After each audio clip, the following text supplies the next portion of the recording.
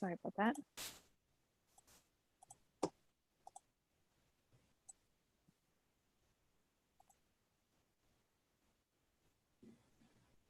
Okay, so hopefully everybody could see my slides.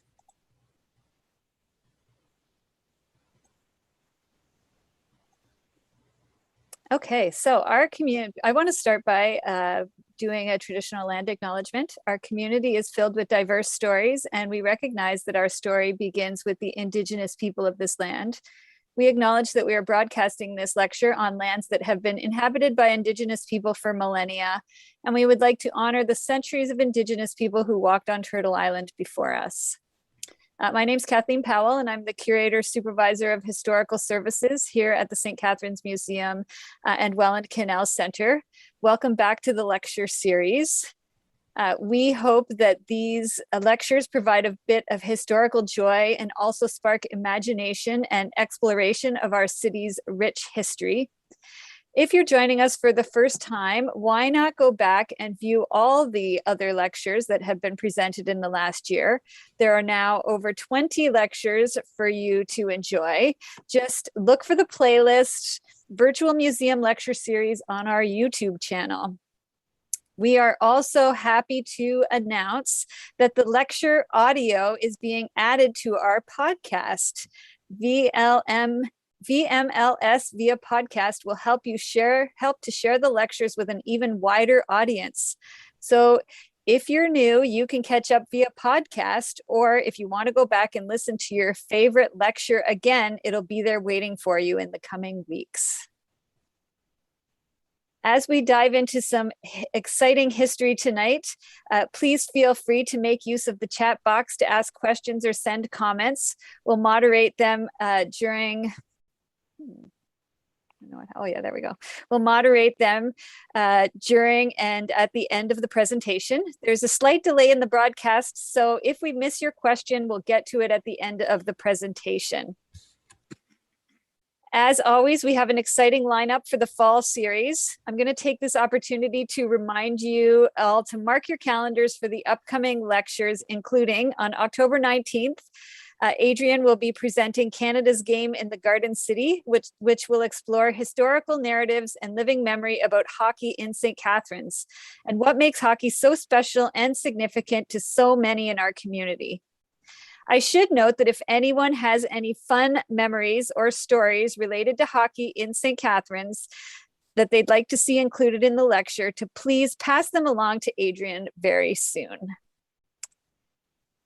On November 2nd, special guest, local historian and chair of the city's Heritage Advisory Committee, Brian Nari, will be here to discuss the early court system starting in the 1780s, and various court cases and records from early St. Catharines in his talk, Woe Be to the Malefactors, Early St. Catharines Court Records. On November 16th, Sarah will be using housing, suburban development, and sprawl as a lens to consider some of the major socioeconomic issues that faced the people of St. Catharines in the 20th century. By paying close attention to housing trends and issues in the city over time, we can gain vital insight into how big societal shifts impacted our community, from immigration to the Great Depression, the post-war boom, and more. And on November 31st, I will explore when the world was plunged into war in 1914 and how everything changed. Life would never be the same for those who fought and for those left behind. This lecture is a personal look at the First World War through the eyes and voices of those who lived through this life-changing moment in time. And that's our autumn lecture series for 2021. We hope you'll join us this fall. I'd also like to take a moment to encourage you to make a donation to the museum in support of our programming. Your donations help us to continue to provide the high quality and enjoyable programming that you have come to expect from us. We really appreciate any donation that you're able to make. Give us a call at the museum at 905-984-8880 during our operating hours to make a donation. And new this fall, you can also make a donation online via our ActiveNet portal. The link to the portal was included in our email reminder this evening, and your donation makes a difference. And thank you so much for those who have already donated. And for tonight, of course, we have Andy Panko, who's a special guest who will be giving us a lecture about the busiest piece of railway in Canada, the Welland Ship Canal Construction Railroad, and he's going to be talking a bit about the construction railroad and showing some amazing photos, I'm sure, of the construction railroad and how it all worked. It's a pretty amazing story as part of the building of the Welland Ship Canal, and we're extremely happy to have Andy Panko here, who is a very well-known local historian and expert on all things railroad in Niagara. And I know he said this was a long time ago, but he did literally write the book about railways in Niagara, and continues to study and research this, and he will be sharing his lecture with us this evening. So I'm going to stop sharing my slides so that Andy can share his. Okay, so Andy, the floor is yours. Okay, can you throw me onto my my screen then? You have to just go to start sharing your slides, go to share screen at the bottom. Okay. And then you should be able to choose which screen to share. Got it. There you go. Awesome. Great. Okay. Thank you very much, Kathleen. I'm what you didn't tell the participants is that if they fall asleep during this, we can actually hear them snore. Okay. This presentation is in two parts. Hopefully when I press the next button here, it's going to actually go to the next thing, and it did. It's a preamble, and it takes about a minute and a half to set the tone, because this was originally done for the Fallen Workers series, and then the rest of it is on the actual canal construction. As a quick part of the preamble, the railway ran from port to port, basically across the peninsula, and you can see on the screen there where it went.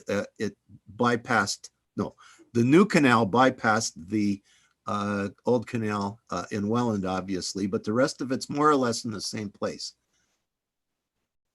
And that's the third canal, which in 1885 was built, and most of it was built over the top of the second canal, and then the bypass, obviously, in Welland. Okay, and we're not going to deal with the bypass in this. So let's just look at this from a fallen workers perspective. There's 137 total workers died during the canal construction, and the railway accounted for 27% of this. So it was a dangerous place to work. Anatomy of an accident. Have a look at this. The fellows there, this picture is actually in the, right at Thorold in the turning basin during construction. And you can see there's no hard hats. There's nothing like that. The guys are all standing around and they're filling up the equipment with absolutely huge machines. And you can see in this photo here, that rock probably weighs about 10 or 15 tons, and they're going to try to load it into the rail car there on the right. And notice the guys underneath the rock. There it is there. And they eventually try to load it in, and it doesn't quite work. Now, this is a cool one. They built a trestle on top of and put a whole boxcar that they're going to unload bags of cement from the boxcar into the cement plant. This also happens to be in Thorold, and everything is built on an ad hoc basis, I guess is the best way to put it. So out of the 37 tragic accidents, and we're not going to go into this in any detail, in the year 1914, which was the first year people started dying on this thing, there were people drowned, fractured skull, head crushed by a locomotive or a dump car or a train. 1915, crushed from a fall from a train. 1916, crushed by a train. During the war years, there was minimal activity. You'll hear more about the war in November. It goes on, crushed by this, crushed by that, struck by a train, fall from a trestle, collapse of a crane and gate. That was a major one, which when you read the book, you'll see what that's about. Crushed by a train, truss fell beneath the train, and it just goes on and on. So we got 37 people dead to build this thing. So what is the context whereby all this tragedy occurred? Well, okay, now we can start the show.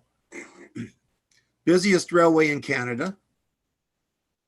We're going to go, this thing's going to go quick. So we got the introduction, we got the emphasis, the geography, the physical plant, the year by year history.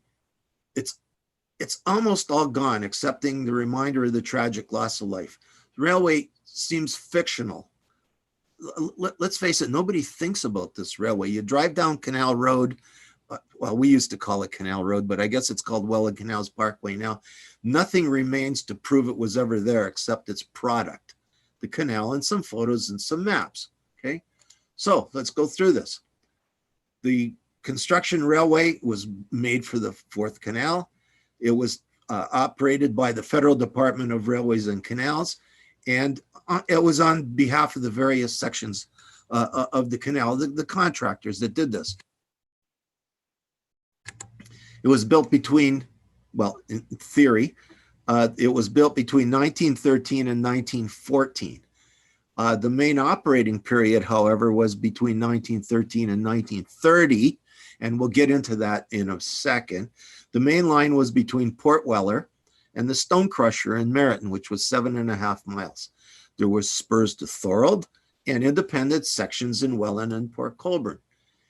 It hauled over, these numbers are absolutely unbelievable, 100 million tons of earth, rock, and concrete and supplies. It averaged 200 trains a day with a peak of 384 trains in one day, which, by the way, was a record in Canada, which I believe still holds to this day. And this is a Class 1 railroad, and I'll explain that in a minute. 37 men were killed. It was around for 21 years, but there's nothing, almost nothing left of it, and there's no preserved locomotives. Okay? We're going to concentrate on the mainline section between Port Weller and Meryton, and I think everybody knows where those two places are. It was the area that most needed the railway in order to haul the vast amounts of excavated earth and rock, and that was like 100 million tons. And it had portions not connected to the main line in Welland and Port Colborne. It was a real railroad. Like a Class 1 railroad, which defines the Canadian National or the Canadian Pacific or any of those. It was a double-track main line. It was standard gauge. It was built to Class 1 standards. That's important. It was operated by train orders. It had an official rule book done in Ottawa, by the way, by the federal government. It had a block signaling system. It had a telephone train dispatching system and a variety of locomotives and rolling stock. Now, you see on the left, the operating rules, Welland Ship Canal Construction Railway, and on the right, you'll see at the very bottom, Ottawa Government Printing Bureau, 1914. This was a real railroad, okay? They had rules and regulations like train order forms. Shows you what one of them might have looked like. These are handwritten. This one happens to be Wednesday, December the 8th, 1915, for instance. Okay, Form Ds, which is the clearance cards, tells the people from the signalman whether or not they can actually move forward one way or the other along the railroad. Now, I titled this Geography or a Moving Target because the railroad changed literally every few weeks. Something moved because as the canal construction progressed from one section to the next. Now we're going to concentrate on sections 1 to 4. sections 5 and 6, I'll get into that in a few minutes, and then there's 7 and 8 in Welland and Port Colborne. But sections 1 to 4 is where the main line happened to be. And it went from Port Weller to the Stone Crusher in Meriton. And if you look at, I hope that you can see my cursor here. This line here that I'm showing you is the NS&T Railroad, okay?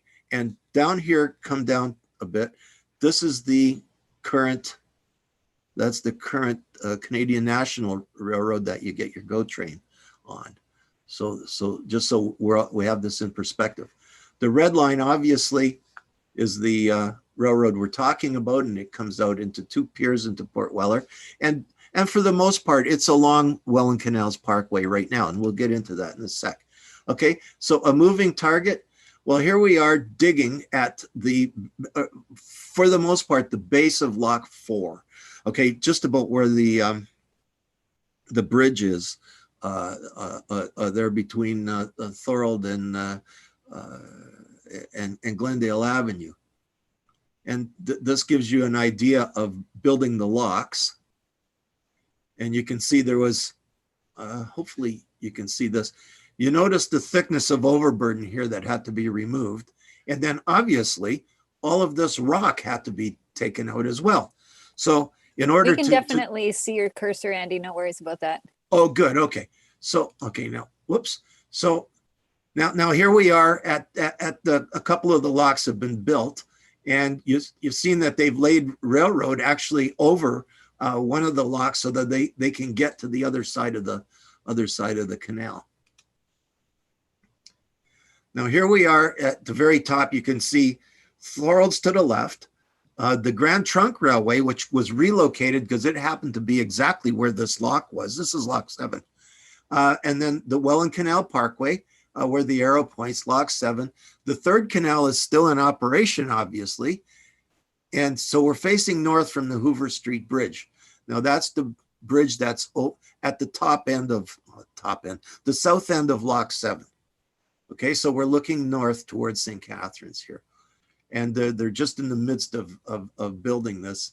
And you can see the railway that's bringing in the supplies and stuff is right here. And it cuts across, and they obviously have not dealt with anything south of Lock 7, and you can see the railway in the base of Lock 7 here. Okay, so now let's keep moving along. Now, they had to get to the Stone Crusher. If you drive down Glendale Avenue, which is over here, and you're heading towards the bridge, east towards the bridge, the Stone Crusher was where the Seaway offices are now. I'll show you a better picture of that in a sec. But in the meantime, there was the old tunnel here underneath the third canal, okay? And then there's the CNR main line. And then there was the original line that went down the old right of way next to where the new line is. And if you drive up Canal Road towards Thorold, you'll see the one of the lines is on the right hand side as you're driving south along there. And then there's a drop area here, okay? So that's where they brought the equipment. And they built the General Motors engine plant right here, actually in this field. Okay, and that's where the plant remains to this day. Okay, so there's Glendale Avenue. There's the bridge, which is to this day is still there, except that where see this trackage here. Okay, that's where the Seaway offices reside now, and where the old line is where the Welland Canals Parkway is now. Okay, and there she is, Stone Crusher at the bottom there. This is what it looks like now. So you can see The General Motors plant's been put in. Obviously, the canal is built. Here are the Seaway offices. This is where the stone crusher is, and we'll get into that a bit in a bit. Okay, and the railway basically came up Canal Road. Sorry, Welland Canals Parkway, and it came up through here, and it went to the stone crusher over here, and then there was some ancillary tracks that went up into Thorold to be able to build the flight locks and things like that. Back in the day, this is from a little different angle, and I know some of you are going to be really interested in this stuff down here. This is the second, actually the second canal down here. The third canal is up here at the very top of the picture, and it's still in operation at this time. And here's the construction of the fourth canal. And here's the stone crusher where the Seaway offices are now. And these tracks here are the original, well, actually this one's still here, the CN line going up to Thorold and going up to Niagara Falls. And this line right here, just barely see it there, is the line that brought the all of the rock, etc., from the building of the flight locks down to the stone crusher. And you can see there's big piles of stone here. And you can see here, they've moved, they're building the bridges. And you know, the two bascule bridges that you can see at from the Glendale Avenue Bridge just ahead of the flight locks. Hang on, where is it? These bridges right here, okay? Just ahead of that, they're building, they brought two temporary bridges in. They moved the track over so it can stay in service, and then they built the other bridges here. So what did we get? Okay, now, here's the stone crusher in Meriton, exactly where the Seaway offices are now. And you can see there's tens of thousands of tons of crushed stone, except that it's all recycled, because when they dug out the escarpment to put the flight locks in, they used all that stone, or most of it anyways, to build the concrete walls of all the locks up from lock 1 to lock 7. Okay, this gives you a better idea of those temporary bridges. You can see these two bridges here, that one, and they're just those are the bridges that are there now. But before they were finished, they built temporary bridges around them. Okay, and you can see down here the line, the Welland Canal Construction Railway line, and this is the CN line going up the hill to Thorold.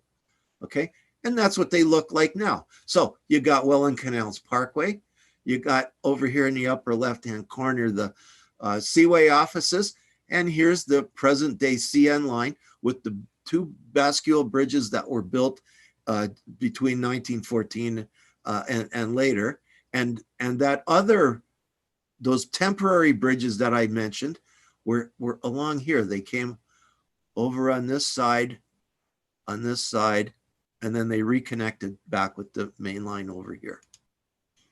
Okay, now there they are again, right here, and we're looking south this time towards Thorold from an airplane in Meriton.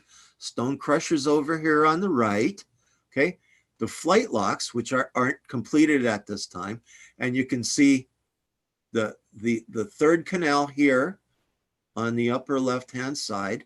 Okay, and it goes through Thorold and it cuts through, and it joins basically almost the present canal now. And by the way, right here in the middle of Thorold is the second canal. See what we got here. Okay, so we're going now. We looked at the stone crusher. Now this is a really neat photograph. This is taken. Whoops! How did that happen? Okay, this is taken from about the middle of Beaver Dams Road in Thorold, looking north towards St. Catharines. So the flight locks are in the back here. Okay, lock 7's not finished. They haven't dug out this part of the basin. Okay, and this is really cool. This is the third canal, still in operation. The railway that used to cut right down the middle of here has been moved over to here. So there's the old Thorold station. And the part dear to my heart here is this is the NS&T Railway crossing to Niagara Falls. It was originally the Canadian Northern. And there it is. Okay, so the NS&T main line to Thorold. It was built in the dry. The canal is obviously not finished. They're still fooling around with it here. Look at all this dirt has to be moved. And there was still trackage in the middle of it here. And that's the main line to Niagara Falls. They had to build this first, okay, because obviously the railways had to keep running while they were building the canal. Okay, in the background here on the upper left, those are the wood piles from the Ontario Paper Company in Thorold. They're just digging the turning basin over there. This was 1925, this picture. Okay, the physical plant, we're going to look at a bunch of stuff here. There was some horse-drawn stuff in the early days, and one gasoline engine and mostly coal-fired steam locos. They were supplied by the contractors. The Canadian builders included Montreal Locomotive Works, the Canadian Locomotive Company out of Kingston, and there were only two engines actually built for the canal. And one was the number one, Welland Ship Canal Construction Railway.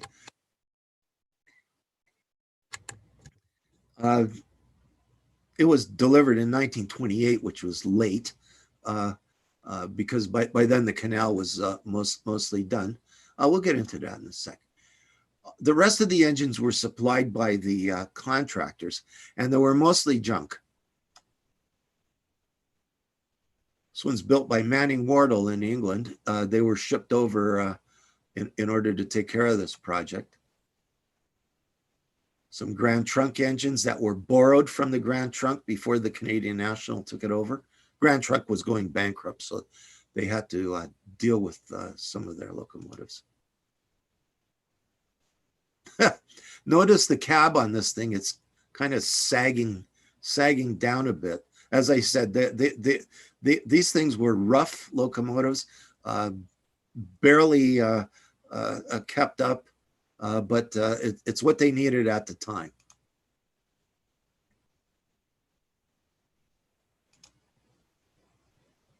There's some narrow gauge locomotives. Some things fell into the lock while they were working. Unfortunately, there was some fatalities that occurred, and they just pulled them back up again with their cranes. This is in Thorold. That's the bridge behind what is now the Brewers Retail in Thorold. I don't really know exactly where that is. But it's just off of Ormond Street. And this is, they had to dig out the turning basin for boats to reach what is now called the Port of Thorold. And it was the old dock for the Ontario Paper Company and Coney Agus and lately other companies there. And they're right in the middle of it. And you can see there's a barge in there to the left, for example. I don't know how they got that thing in there. There's no water in this place. Now, this is an interesting piece of equipment. This is called a larger wood rapid unloader, and you've seen this in action during the very beginning of this show when Kathleen was giving her piece. It's basically a big reel of cable. That's what it looks like. Okay, and this is the picture you've seen. Now, let me see if we can show you how this works. The locomotives brought a string of cars, filled them up, as you can see. Okay, and they wanted to build two piers out into Lake Ontario, and the piers were a mile long. Okay, and you can see what they've done is they put trestles out, and they're a mile long. except you have to get the rock out there somehow. So they would back the train all the way up to the end. And then this piece here, they would start it back here. And you see the two guys standing on there. And they would guide it while this, here's the larger wood unloader, the wheel would turn inside and pull the cable. And as the scraper came along, it would scrape the bottom of these cars and shoot the rock out the bottom. And you can see it coming out here. And these guys would follow this thing along until it got to here and pile this up. Well, if you do that about 1,000 times, you'll move 1,000,000 tons of gravel. And you will make a 1 mile long pier. And you actually had to make two because there was one on both sides of the canal. Then after about might take an hour or so, the engine would pull the whole kit and caboodle back to Meriton, load it back up at the rock crusher, and then come all the way back to Port Weller and do this whole thing over again. And they did it day after day after day, 200 plus trains a day. And that's how, when you go to Port Weller now and you see those piers out in the canal, out into Lake Ontario a mile long, you get the you get the picture. How did they build it? Well, underneath it all, because you can see where the gravel's going, underneath it all, there's a wooden pier, but it's all filled with gravel. Okay. Andy, yes. For that, those unloaders, did they use special train cars that were open on the sides for them to be able to just dump the dirt out or the stone out the sides? Yes. And I think I might have a picture of one of those for you, Kathleen. So once you got as much gravel as you can out there, you got another piece of equipment called the Jordan spreader, and you spread it out to make sure that it was off the track because the next train was coming in another half an hour or so, and you spread it all out. And you can see the workers on the side there, they get out of the way and hopefully not get run over by the thing. So there's some of the special cars. These are dump cars, and this was dangerous. You see there's two small locomotives there and they're dumping. The guys actually physically dumped the loads. And if something didn't go right and that thing came back on you, you saw at the very beginning of my presentation where it says head crushed and stuff like that. You don't want to be underneath one of those things when it comes back on you. And it was done by hand. It's another shot of the cars. So you asked about the cars. Yes. The Kilburn and Jacobs made these cars. These were 16 cubic yards, which is, well, roughly about 30 ton. And they were, now these are automatic, they're called automatic airside dumps. And so the guys didn't actually have to dump these things. They're short cars, they're 28 feet long. Okay. So 60,000 pounds, which is what, 30 tons or so. Okay. Then there was another one, a smaller car. This is the one that you've seen the guys dumping. And they dumped these by hand. Okay, so they were about 7 or 8 tons. No, I guess they were about 20 tons or so. Okay, now these things are a bit more sophisticated. These air dump cars, these were the Bieber and Burner cars, and they had these mechanisms inside where you can actually pump air into them, but not all the locomotives had the facility to pump air. So these were a bit more modern. And now these are the side dump cars that you asked about. And you can see the door on the side. When that scraper came through, those doors just flopped open. Okay. Made in Sharpsville, Pennsylvania. And everybody knows why Sharpsville is famous. That's where one of the 9/11 planes crashed. Sand and stone cars, these, before I started researching this, I never realized that they actually made this kind of a contraption. But have a look at this, the guy on the right leaning against that car. That is a special car made for sand.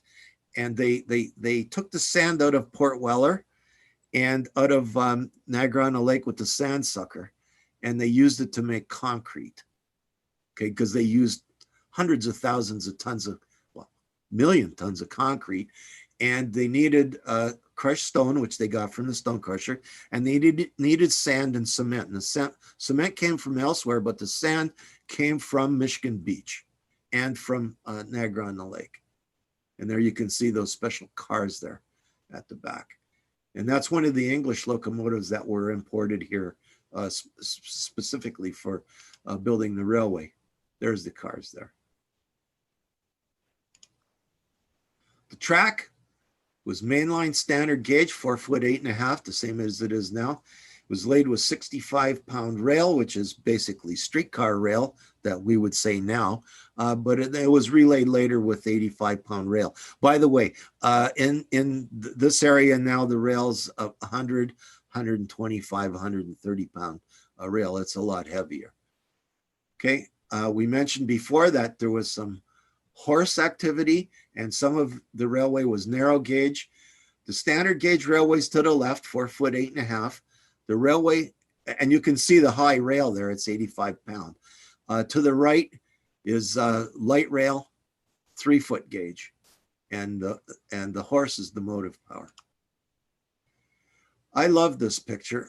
This is a location just before you cross the bridge at Port Weller, and Port Weller Dry Docks is on the right, is this location at Canal Road at the Parkway. Okay, now the little field right here, okay, is where the canal is now, and this barn and this area here, that's where Port Weller Dry Docks is now. Okay, and so the double track main line of the Welland Canal Railroad going to the left is on the route to build the piers out onto Lake Ontario, and this is the main line of the NS&T railway, the Niagara, St. Catharines, and Toronto to Niagara-on-the-Lake, which is in the distance here. Okay, and they had to cross each other, and because this railroad, the Welland Canal Railroad, had 200 or 300 trains a day, and the NS&T had passenger trains and everything else, probably about 15 trains a day. They had to have a tower to control this crossing.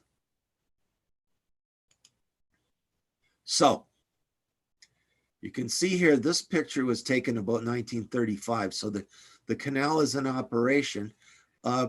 You have all driven down Lakeshore Road here, and you've gone across the bridge, and you've come over here to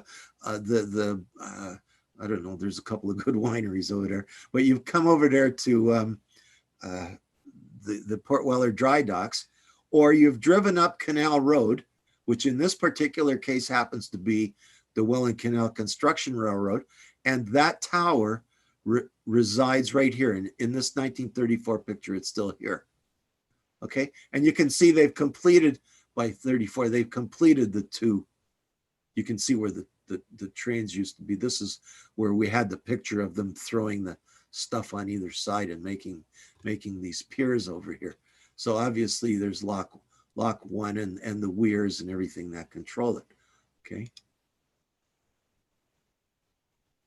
The NS&T came in, besides the main line over here, they came in on the side to a drop yard over here to bring all the equipment and tools and concrete and everything that they needed to be able to build lock one. Okay, and so now here we have lock one, and you can see where this thing was right over here. Okay, so let's move on.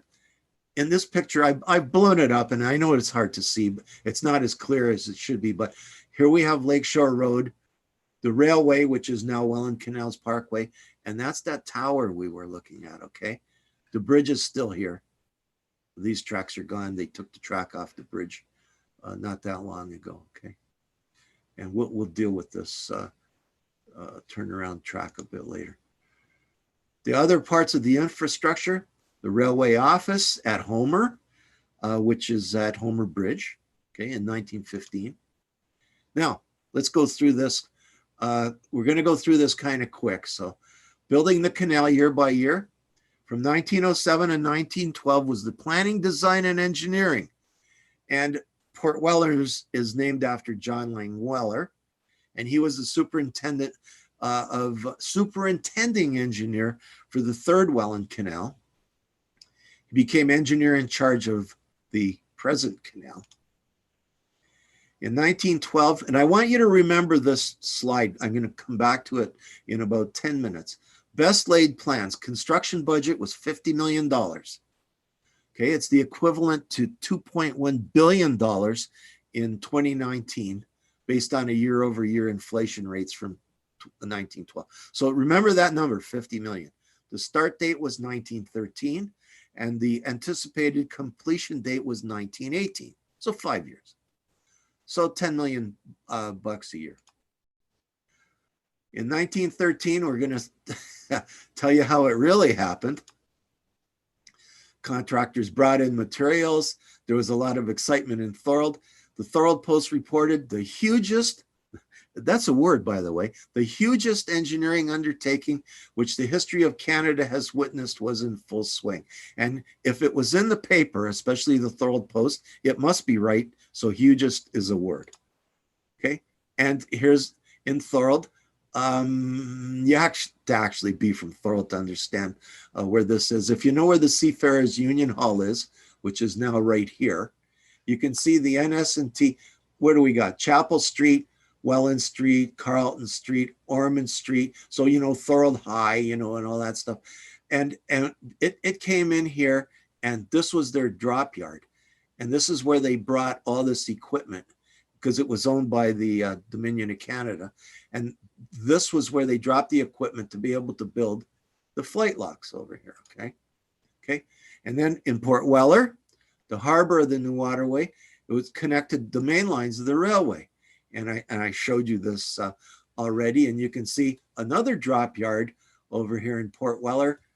To put this in perspective, modern perspective, Welland Canals Parkway, Lakeshore Road, and the railway came into here, and this is where they brought all the equipment to do the north part of the canal. And you can see just here in the lower left-hand corner is the dry docks for Port Weller, just the very beginning of them.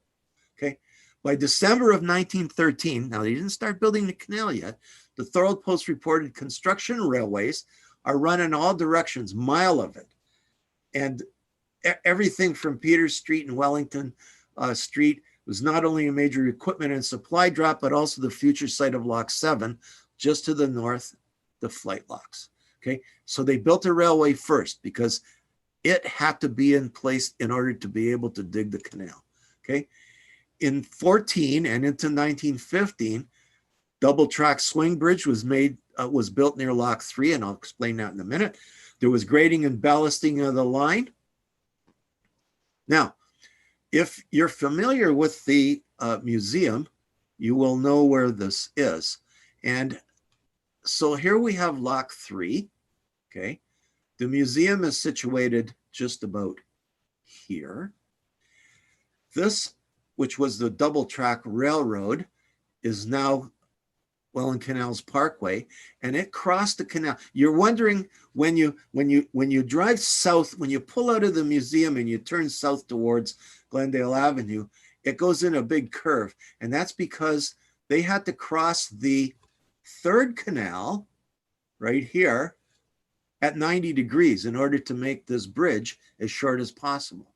So when you come across this, when you pass the museum a couple hundred meters or so, and you're wondering why you're going around this big curve, look down and you'll see a bunch of trees down here and such, and it's kind of a valley. That was the third canal, and you would have been going across the bridge over the third canal right here. And I'll explain a couple of these other nuances here in a second. And there you see where the bridge was. And it's just called Construction Railway Bridge, okay? And you'll see it. Next time you drive there, I bet you look at it. Okay. On January 10th, 1914, the St. Catharines Standard Several miles of railway track has been laid, engines run with long lines of cars. 225 of those dump cars are on the hustle all day long. This is great.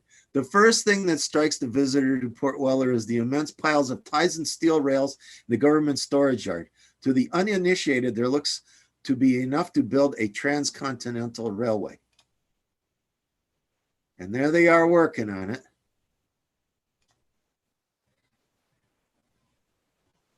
Fantastic amount of soil moved, and then rock.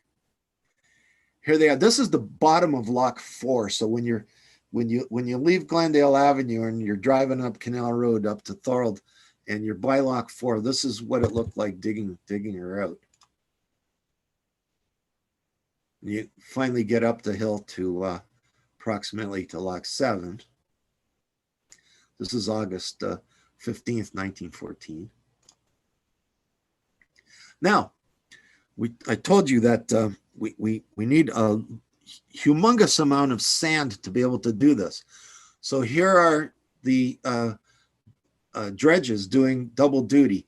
First of all, they're making sure that the draft, the depth of the canal at the piers is 26 feet, because that's the draft of the canal, and you need that for the ships that were going to go through it. But in the meantime, they're digging up the sand out of that area for use. And then you can see at the very extreme left of the photo, just up in here, okay, you can see they're dumping here, and they're building this pier out. And it's short here. This is an old photo. It actually goes out another half a mile or so beyond this. And we've been through this one already. There you can see it's almost a mile out in this picture.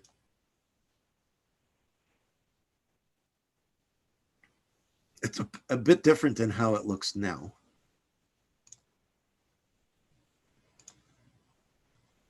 By August the 7th, there was a mechanical interlocking and block signal system built for the railway, which makes it a Class 1 railway. Telephone train dispatching system was the contract was let in 1914 to a company called Northern Electric Company Limited out of Montreal. And if you're my age, you'll know that when you had an old phone that and you looked at it was made by Northern Electric. Okay. This is great. In July of 1915, a train every 6 minutes, averaging 228 a day. So there's 360 trains in 24 hours was the record. And these are legitimate trains, okay? On sheet, registered with an engineer and a conductor and all that stuff that makes a train a train. By 16, the railway was in full operation. They had already taken out 1.7 million cubic yards, and they already created 270,000 tons of aggregate that they would be able to use for the construction. Then what happened? July of 1914, World War I started. Construction was well underway. However, there was a scarcity of labor and materials because of the war. They stopped work in 1916. By 1917, it stayed suspended. They canceled the contracts. The rails were lifted. There was one small place they weren't, in section number 2. And they sold them for scrap to help with the war effort. So basically, we're shut down.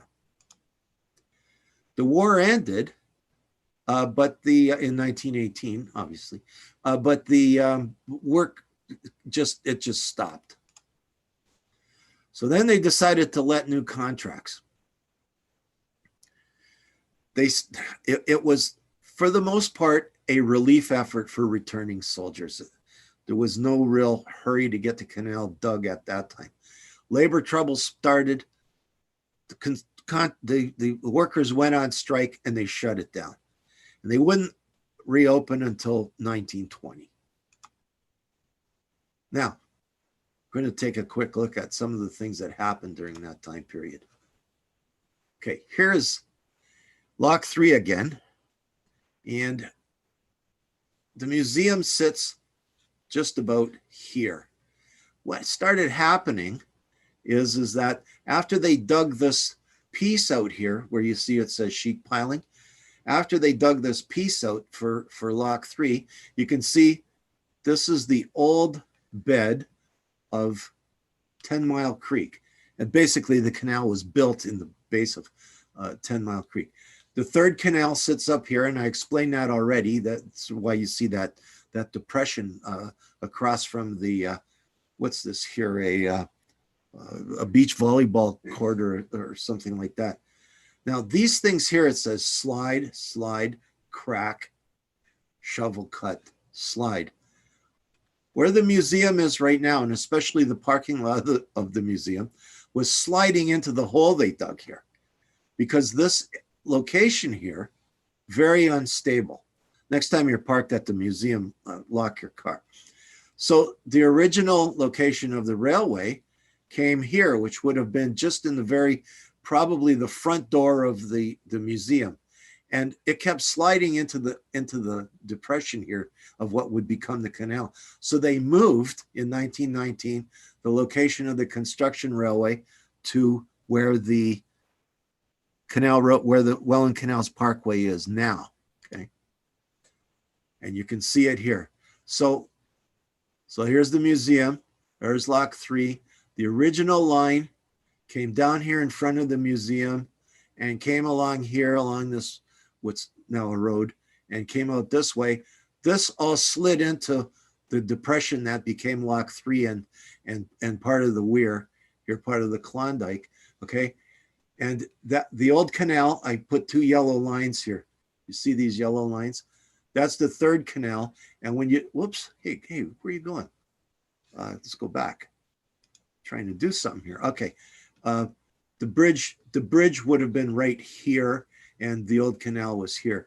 And this is the, I guess they're road hockey courts or something like that. So adjacent to the road hockey courts, the old canal was here. That's where the bridge was.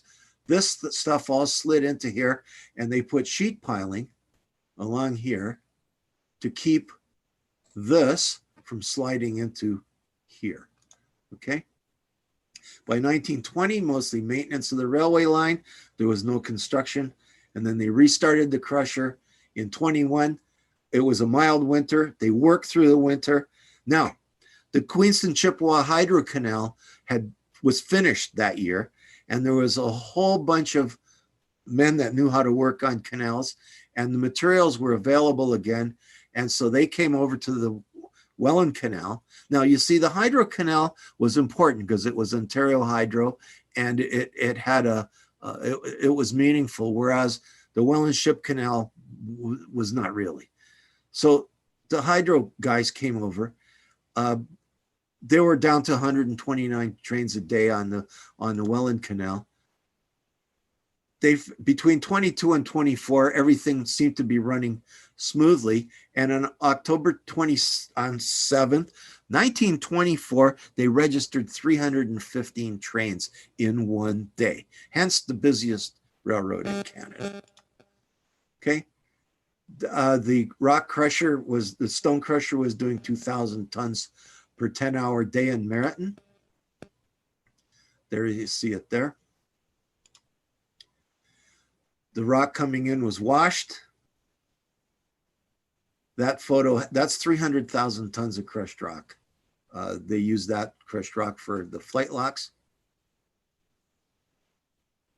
Now, Lock 7 used Lake Erie gravel instead of the rock crusher, and it led to, and you may have seen this in the newspaper, a 150-foot wall collapse in November of 1985. And I actually worked on that project when I was with Akers Engineering. You can see this is from the bridge in Thorold. That's Lock 7 being constructed here. This is the third canal in operation at the time. This is 1924.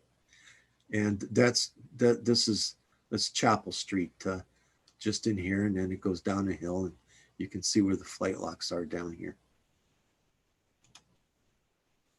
Between 24 and 27, Port Colborne started to be built. They awarded the contracts there. They built the rebuilt the railway to 85-pound rail. They operated through the winter. The winter of 24-25 was mild. They moved 123,000 cars, and then 384 trains a day were registered. In Section 6 in Port Robinson, they didn't build a railroad. They had 400 mules to haul wagons of excavated material instead of building the railroad. And then there was a decline in rail traffic by 1927. So the story of our railroads coming to an end. The construction was 90% complete in 28. And most of the traffic, they finished digging. So it was stone stand, cement for the locks.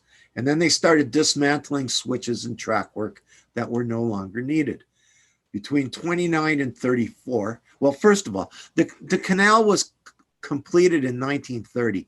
And although it officially opened in 32, boats were using it in the 1930 navigation season. So they took part of the main line at Lock 3. They took out the swing bridge and they relocated it, or actually converted it to a road bridge. And then they took the road bridge out and made it the parkway, the Welland Canal's parkway. According to, in 1934, the railway was only utilized to a very limited extent for intermittent movement of canal maintenance. And by March 31st, all construction contracts for the canal were completed. The tracks were removed from the drop yard in Thorold. And in 34, the railway cars and some locomotives still sitting near locations of the Stone Crusher in Port Weller and other locations awaiting disposition. And here's one in Port Weller, as a matter of fact, in St. Catharines in the summer of 36. Now, remember the slide I showed you, 1912, the best laid plans, construction budget, $50 million, start date, 1913, completion date, 1918. And what really happened? Construction cost $115 million. Completion date, 1934, which was the equivalent of $2.2 billion. Now, just let's back up one. Hang on a second, see if I can do that. Well, all you have to do is think about Burgoyne Bridge, okay? They thought they could build it for $45 million and ended up costing $108 million. So it's not really that far off. Now, what's left? And I called this an unsuccessful search. I showed you some pictures of the tracks crossing the current Canadian National, and this is looking east towards the canal, and you can see some stone abutments there. And I thought I might go out there and I might be able to find some of what's left of the construction railway. And there you can see the bridge there and the tower that's still there, of course. And those abutments are not part of the construction railway. Let's see here. That railway would have crossed right about here. Okay, so those abutments that you're looking at, that was this pile of stone here, this revetment, and then these two stone things here. And I thought I might be able to find some of this. Okay, this is a better shot of it. Okay, you see this? It's here and here. That's what's there now. Okay, and I thought I could find some of this. Of course, you know, the picture was taken facing this way. That's what I was looking for. Now, let's see if I can back up just to show you. Okay, so here's that stone that holds this hill back. And here are the abutments for the bridge that used to cross over the track here up until the probably the 60s or so. And I was looking for something here and something here. There's the Stone Crusher, obviously, and General Motors is going to be built over here and things like that, okay? And not to be found. But a more successful search is if you go to Port Weller. Remember, we were building Lock 1, and we had the railway come in here, and it came across here to go to the the pier to build the piers. And they had a turnaround track here. It's called the Y. Okay. And the NS&T I showed you came across here, this gate yard here. This is for the Port Weller dry docks. And there's the pondage for Lock 1, which is where the dry dock boats reside. Okay, and that tower I showed you was here, because this is where Lakeshore Road crosses Canal Road here. Okay, and we're gonna remember this turnaround here at Lock 1. And there it is, as clear as day in 1934, and you can see the Y, and the track that came in for the drop yard, and you can see down here in the lower left the Port Weller dry docks. You can see our tower over here and our tracks heading out to the weir, the pier. Okay, and so this is where they pull the train off the pier and come up here and then come back down this way, so that the engine was heading in the right direction on the way back to Meriton, to the stone crusher, where there was another one of these things. Well, let's see what we got. This picture was taken just a couple of years ago, and you can see, obviously, Lock 1, Port Weller dry docks down here in the lower left, Canals Parkway here, Lakeshore Road. Our tower is gone, obviously. The tracks on the bridge are gone. It's now just a regular 2-lane bridge. But look at this. You can still see the lineation of where the Y was. And that has now become a walking trail for the park. That is, you come down this road and there's a park right here off of Lakeshore Road. And there she be. The park sits in here. Lock 1, Lakeshore Road. And what is almost the only thing left of our railway is the turning tracks, the Y, in that park. There's really not a whole lot left after that. Okay.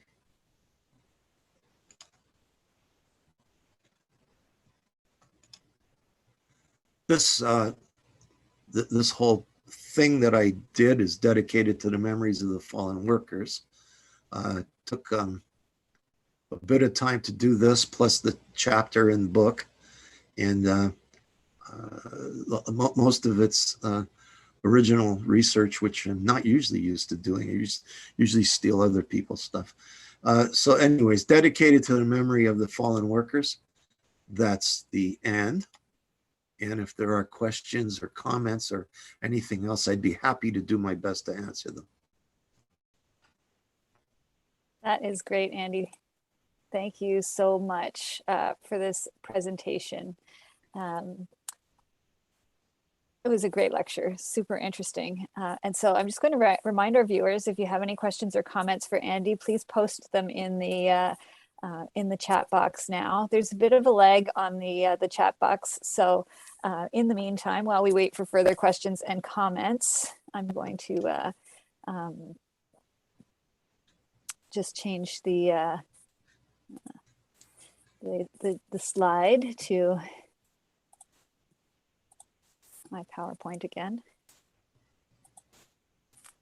So thanks very much to our viewers for attending tonight's lecture and for all your support this season for the virtual museum lecture series. If you enjoyed tonight's presentation, please consider making a donation to the museum so we can continue to deliver the high quality programming you expect from us. To make a donation, please call the museum during our operating hours at 905-984-8880. And as I mentioned earlier, new this fall, you can now make a donation online via our ActiveNet portal. The link to the portal was included in the email about the lecture this evening. With our wonderful guests, we've now delivered 20 lectures. Check out the playlist of previous lectures on our YouTube channel or catch the audio on our special podcast, VMLS via podcast. We'd also like to remind everyone to please like, follow, or subscribe on all of our social media channels, including here on YouTube, WordPress, and on our podcasts, wherever you get your podcasts. So it could be Apple Podcasts, Google Podcast, SoundCloud, iTunes, those kinds of things. If you enjoy our content, please share it in your networks to help more of our community join in the historical adventures. And don't forget, we'll see you next time as well on October 19th for Adrian's lecture on Canada's game in the Garden City. Oh, I don't know what happened there. Lost my slide.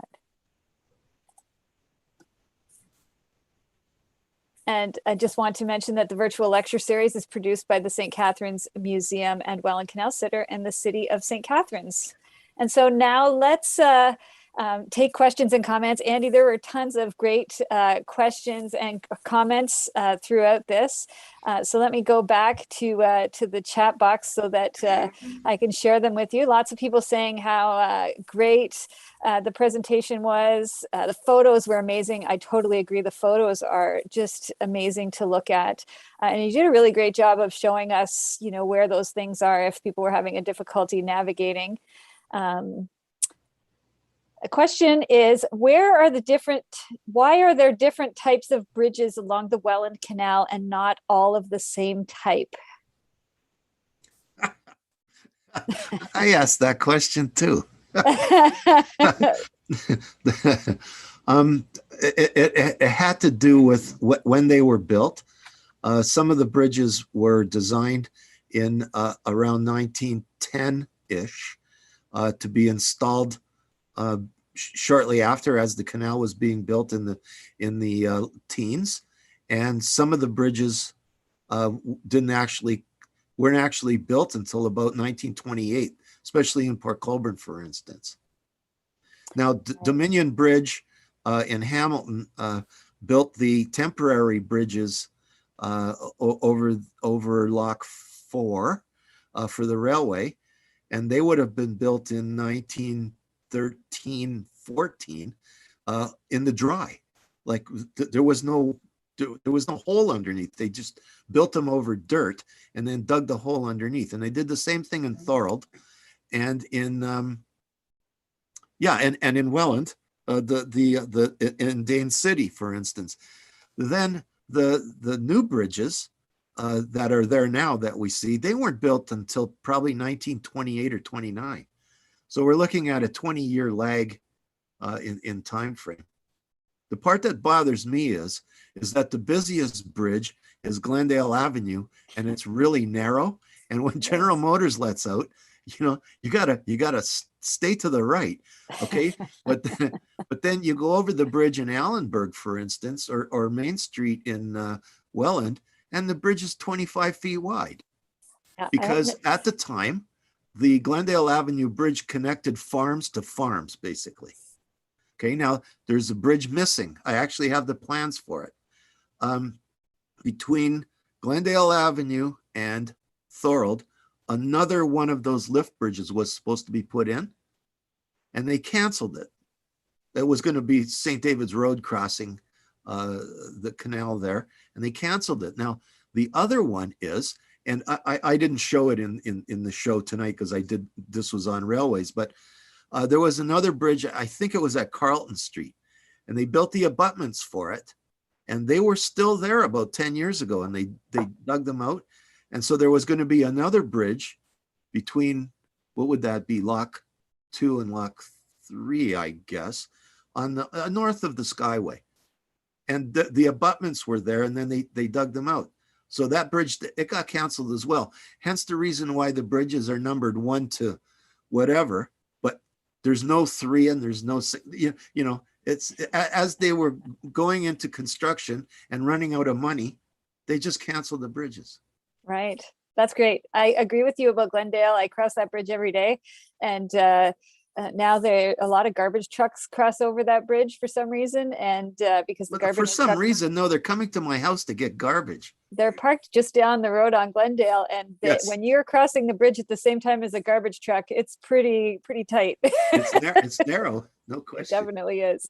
Okay, so Brian asks, There's a long, straight, raised path in Malcolmson Eco Park that runs parallel to Cumberland Avenue in Port Weller. Was it railway related? Simple answer, yes. That's where the tracks were. Oh, When okay, you great. drive down the road north towards the end on the west side of the canal, driving north on the left-hand side, yes, that's the rail line. Now, Great. there was another line on the other side of the canal, but it crossed over and it got dug out when they built the reach between the actual lake and Loch One. That all got dug out. Right. But on the left side, on the west side, yes, that's the rail line. Excellent.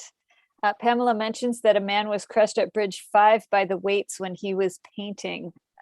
She'd heard the story from her dad, which is true. There were actually several people that died during the construction related to bridge building in different places, a couple in Port Colborne, different ones along the way for sure. Some very good comments. Thanks for the very interesting presentation. Thanks, good stuff. Awesome presentation. Albert would like to know, why are they called the flight locks? Oh, because they're double. They're yes, of course, because the west side locks facing south, facing up the hill, are the right hand locks are upbound, and there's a flight of 3, and the left hand side are downbound. And how they work is that as they don't want to waste the water, so they'll wait for a boat to come in to empty one of the locks as it's going in one direction and use it to fill the lower lock. And so there's flights of them. It's like a flight of, it's like if you go to a restaurant, you can get a flight of beer or a flight of wine. It's the same thing. That's great. Isabel says there's some concrete remnants of the third canal crossing between the ball hockey arena and the Welland Canals Parkway, where you were showing those pictures of the third canal crossing right by the museum there. Yes. Gregory says, excellent, thanks. It looked like there was a proper interchange with the now CN at Meriton. Were there other interchanges with class 1s? Yes. Let's see. Yes, the NS&T interchanged with the, well, it would have been the Grand Trunk at the time, in Dane, I think, or Welland, and they would have brought in their mostly cement there, and steel and other equipment there at that interchange. The other interchanges in Thorold was NS&T, which I wouldn't exactly call it a class 1, but it was eventually owned by the Canadian National, and in Port Weller. And I'm just trying to think. I think that's it. There was three major places that they interchanged. Oh, so it would have been Port Weller, Thorold, and either Welland or Port Colborne, and I'm just not sure on which site, because the NS&T went to both places. The TH&B came into Coyle Yard in Welland, and they would have brought things in from the Michigan Central, or actually would have been the New York Central, and the NS&T would have picked it up and brought it to Port Colborne.